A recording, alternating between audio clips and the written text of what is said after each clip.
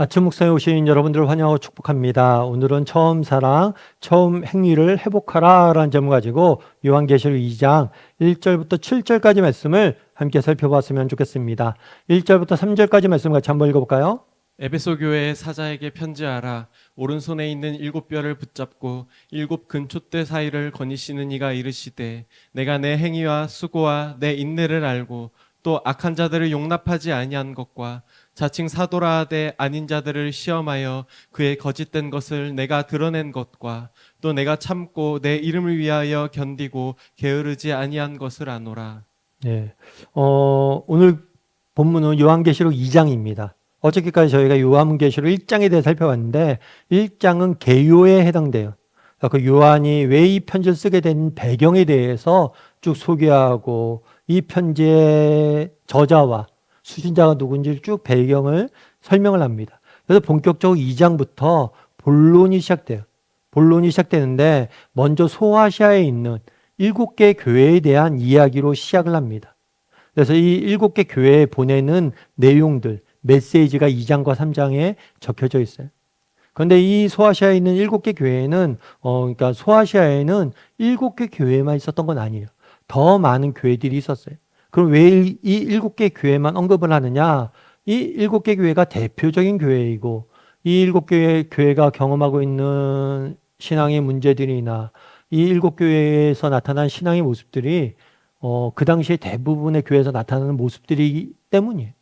그래서 대표하는 교회이고 따라서 이 7교회에 보내는 메시지는 오늘을 사는 우리에게도 동일하게 주는 메시지로 여러분들이 받아들이면 좋습니다. 그런데 먼저 이 7개 교회 중에서 에베소 교회에 대해서 이야기를 합니다. 에베소 교회는 그 당시에 이 소아시아 지역에 지금은 터키 지역이죠. 그곳의 중심지였어요. 그래서 이곳은 교통의 요충지였습니다. 그러다 보니까 굉장히 상업이 발달해서 부유한 도시가 되었어요. 뿐만 아니라 굉장히 아름다운 도시였습니다. 그래서 굉장히 활발한 그런 도시였어요. 그런데 뿐만 아니라 이곳은 상업의 중심지다 보니까 다양한 사람들이 모여 살았어요. 다양한 사람들이 모여 살다 보니까 다양한 문화와 다양한 종교가 활기를 치고 있었어요. 그래서 이방 문화와 이방 신들, 이방 종교가 굉장히 발달한 도시였어요. 그래서 심지어 이 에베소에는 아데미 신을 섬기는 아데미 신전이 있었는데 이 신전은 세계 불가사의 7대 불가사의 중에 하나로 불릴 만큼 굉장히 아름답고 큰 그런 성전이 있었어요. 그만큼 이방 신들을 섬기는 그런 문화가 발달되어 있는 거죠. 따라서 이런 곳에서 신앙생활하는 게 결코 쉽진 않았을 거예요. 세상에 많은 유혹과 세상 종교와 같이 가는 유혹들이 있었던 거죠. 그럼에도 불구하고 에베소 교회는 굉장히 신앙생활 잘하고 있었던 것 같아요. 오늘 본문에 보면 이렇게 됐어요. 오른손에 있는 7별을 붙잡고 7 금촛대 사이로 거니시는 이라고 되어 있어요. 이건 누굴 의미냐 하면 예수님을 의미해요. 예수님을 의미하는데 뭐라고 표현하냐면 그분은 오른손은 권위의 상징이에요. 힘과 능력의 상징이에요. 오른손으로 7별을 꽉 붙잡고 있다는 거예요. 오른손을 붙잡았다는 건 튼튼히 붙잡고 있다는 거예요. 그럼 7별은 누구냐? 이 7별은 7교회의 지도자들이 7교회의 지도자들을 붙잡고 있고 또 7 금촛대. 촛대는 뭘 의미하느냐? 교회를 의미해요. 예수님은 누구시냐? 교회의 지도자들을 붙잡고 계시고 교회 성도들을 붙잡고 계시고 또 교회 사이로 거니시는 분. 거닌다는 것은 뭐냐면 왔다 갔다 하는 거잖아요. 이거는 활동성을 보여주는 거예요. 다르게 말하면 일하시는 분이란 거예요. 움직이시는 분이란 거예요. 예수님은 지금도 교회 가운데 계시고 교회를 위해서 일하시는 분이심을 이 이미지를 통해서 보여준 거예요. 그러면서 뭐라고 얘기했냐면 예수님 뭐라고 했냐면 내 행위와 수고와 인내를 안다라고 이야기를 했어요. 또 악한 자를 용납하지 않은 것도 내가 안다. 그리고 거짓 선지자들을 시험하여 진리를 지킨 것도 안다. 앞서 이야기했던 것처럼 다양한 문화가 들어오고 다양한 종교가 있다 보니까 그 가운데 진리를 수호하고 믿음을 지키기 위해서 엄청 노력했다는 것을 예수님은 아신다라고 이야기하는 거예요. 그래서 사실은 굉장히 열심히 예수님을 믿으려고 했던 교회임을 우리가 에베소 교회였음을 알 수가 있어요. 그런데 에베소 교회에 문제가 있었어요. 그 문제는 뭐였을까요? 우리 4절부터 5절까지 말씀을 같이 한번 읽어볼까요? 그러나 너를 책망할 것이 있나니 너의 처음 사랑을 버렸느니라. 그러므로 어디서 떨어졌는지를 생각하고 회개하여 처음 행위를 가지라. 만일 그리하지 아니하고 회개하지 아니하면 내가 내게 가서 내 촛대를 그 자리에서 옮기리라. 너에게 책망할 것이 있다라고 이야기해요. 에베소 교회가 칭찬받을 일이 많았어요. 그럼에도 불구하고 한 가지 부족한 것이 있어요. 그건 뭐예요? 사랑이. 너희가 처음 사랑을 버렸느니라. 처음 사랑을 버렸다는 건 그런 거겠죠. 정말 예수님을 처음 믿고 가슴이 뜨거워집니다. 그리고 정말 예수님답게 제자답게 살기 위해서 노력을 합니다. 하나님을 사랑하고 이웃을 사랑하며 열심히 달려갔어요. 그런데 어느 순간부터 하나님에 대한 사랑과 이웃에 대한 사랑이 뭐예요? 식어버린 거예요. 그러면서 너희가 처음 사랑을 버렸다.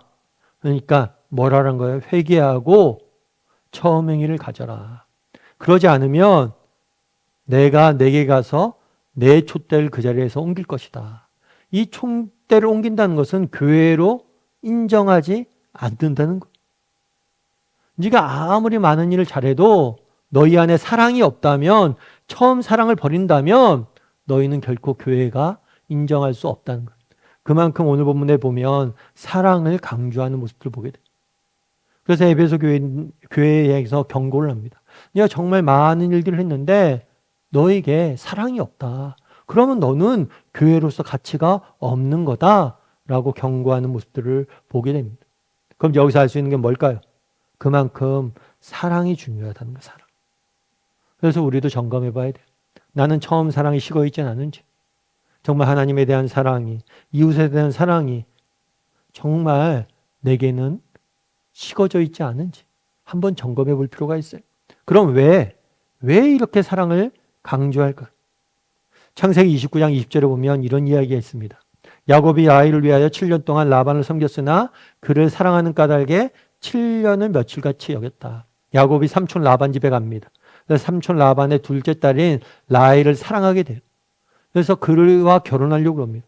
그랬더니 그 결혼하기 위해서 7년 동안 삼촌 라반 집에서 일꾼으로 봉사했어야 돼요. 그런데 그 7년이 며칠같이 여겨졌대요. 왜요? 사랑한 까닭에. 여러분, 만약에 우리가 사랑을 잃어버린다면 우리의 삶의 모든 것은 짐이, 신앙도 짐이. 왜 신앙에 있어서 사랑을 강조합니까? 왜 처음 사랑을 그렇게 하나님이 강조해? 우리가 정말 이 사랑을 잃어버린다면 신앙 자체가 짐이 되기 때문에, 삶 자체가 짐이 되기 때문에. 왜 정말 우리 인생에 가장 행복한 사람 누구냐? 정말 누군가를, 무엇인가를 진심으로 사랑하는 사람. 왜냐하면 사랑할 때 모든 것을 이겨낼 수 있는 힘이 있기 때문에. 우리의 문제는 그런 면에서 뭐예요? 사랑이 없는 것. 왜 인생이 힘듭니까? 왜 인생이 신앙이 짐이 됩니까? 왜 인생이 짐스럽습니까? 내 안에 사랑이 사라졌기 때문이. 여러분, 빅터 프랭크라는 사람을 아마 아실 거예요. 이 사람에 대해서 한번 좀 들어보셨을 거예요. 이 사람은 2차 세계대전 당시에 아우슈비츠 수용소에서 감금돼서 그곳에서 생활을 했던 사람. 그 당시 아우슈비츠 수용소는 정말 인간의 광기가 넘쳐나는 사람이 곳이었어요. 인간이 인간됨을 포기하고 정말 인간이 최고로 서로를 괴롭히고 인간됨을 포기하는 땅이었어요. 그래서 책 제목에 뭐라고 썼냐면 나중에 그 수용소의 경험을 포함해서 경험을 가지고 죽음의 수용소에서라고 썼어요. 광기와 죽음밖에 없었던 수용소에. 그런데 그곳에서 있었던 경험한 일을 쭉 적어놓은 거예요. 그런데 이 책에 보면 이런 표현이 있습니다. 나는 어느 날 추위와 굶주림 속에 일하고 있었다. 그때 문득 떠오른 것은 내 아내의 얼굴이었다. 그녀는 지금 어디에 있는지는 모른다. 하지만 그 순간 나는 아주 분명히 느꼈다. 사랑은 고통 속에서도 인간이 살아갈 수 있게 하는 가장 위대한 힘인 것을. 너무나 추웠대요. 너무나 굶주렸대요. 너무나 힘들게 일하고 있었대요. 어떤 소망도 없어요. 언제 풀려날지도 몰라요. 사랑하는 가족들과도 헤어져야만 했어요. 그런데 문득 뭐예요? 아내의 얼굴이 떠올랐대. 그 아내의 얼굴이 떠오르자 사랑할 수 있는 힘을 느꼈다는 거예요. 그래서 결론 내리길 사랑은 고통 속에서도 인간이 살아갈 수 있게 하는 가장 위대한 힘이다. 여러분 성경에서 왜 그렇게 사랑을 강조합니까? 왜 너희가 처음 사랑을 버렸다고 그렇게 경고합니까? 사랑을 잃어버리면 아무것도 아니기 때문에. 사랑이 사라지는 순간 모든 것이 짐이고, 반대로 우리가 처음 사랑만 잃어버리지 않는다면 어떤 어려움 속에서도 정말 이겨낼 수 있는 힘이 있다는 것. 정말 믿음의 길을 걸어갈 수 있는 힘이 사랑에서 나온다는 것. 그래서 오늘 한번 점검해 봤으면 좋겠어요. 우리에게는 에베소 교회 같은 모습은 없는지, 나는 처음 사랑이 식어 있진 않은지, 정말 처음 사랑이 식어져 있다면 하나님 사랑을 회복시켜 주십시오 라고 기도해야 돼. 그리고 그 사랑을 회복하길 갈망해야 돼. 정말 행복한 사람은 누구입니까? 정말 무엇인가를 누군가를 진심으로 사랑하는 것. 하나님을 진심으로 사랑하고 정말 우리의 이웃을 진심으로 사랑할 줄 아는 신앙이 되었으면 좋겠습니다. 그것이 바로 우리 인생을 가치 있고 능력이 되게 만드는 길입니다. 이 시간 우리 함께 기도했으면 좋겠습니다. 기도하실 때 오늘 말씀 기억하면서 기도했으면 좋겠습니다. 오늘 말씀에 무엇이라고 이야기합니까? 처음 사랑을 너가 버렸다. 혹시 우리도 이런 책망을 들어야 되는 형편에 있진 않은지, 나의 처음 사랑은 괜찮은지 점검하고 하나님, 정말 하나님에 대한 첫사랑을 회복시켜달라고, 그 뜨거움을 회복시켜달라고, 그리고 우리의 사랑하는 가족들, 정말 우리의 공동체를, 이 세상 사람들을 진심으로 사랑하고 섬기는 사람이 되게 해달라고, 사랑을 회복시켜 달라고 이제 한 목소리로 같이 기도하도록 하겠습니다. 같이 기도하시겠습니다.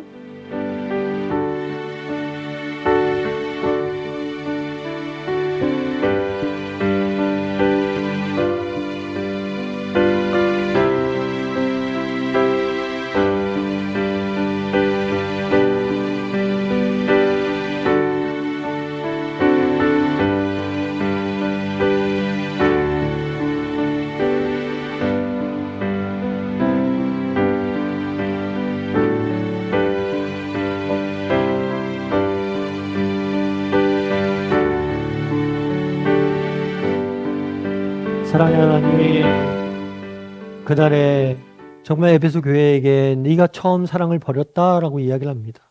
혹시라도 에베소 교회가 들었던 책망을 우리 역시 동일하게 들어야 될 상황은 아닌지 돌아보게 도와주시옵소서. 우리의 처음 사랑은 괜찮은지 정직히 점검해보게 도와주시옵소서.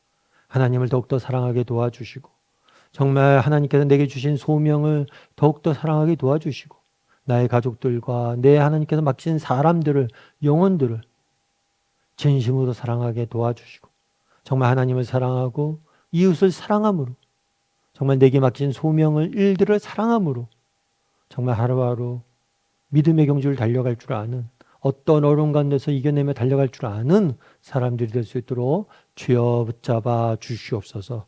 오늘 하루도 다시 한번 정말 하나님을 사랑하고 이웃을 사랑하고 내게 주어진 이 삶을 사랑할 줄 아는 사람이 되기를 소망하오며 모든 말씀 예수님의 이름으로 기도드립니다. 아멘.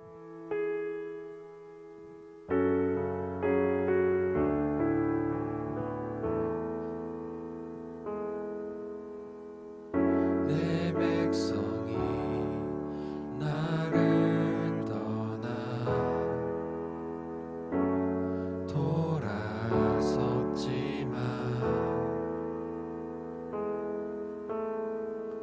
내 사랑이 내 백성을 포기 못하니 내 모든 것 내어주고 나 그들을 얻으리라. 여호와께 돌아가자. 우린 돌아서 그는 변치 않네. 여호와께 돌아가자. 우린 넘어져도 그 사랑 영원하네. 사랑은 오래 참고 자신을 내어주네. 서로 사랑할 때 세상은 주보네. 사랑은 절대 지지 않네. 사랑은 오래 참고 자신을 내어주네. 서로 사랑할 때 세상은 주보네. 사랑은 절대 지지 않네. 여호와께 돌아가자. 우린 돌아서도 그는 변치 않네. 여호와께 돌아가자. 우린 넘어져도 그 사랑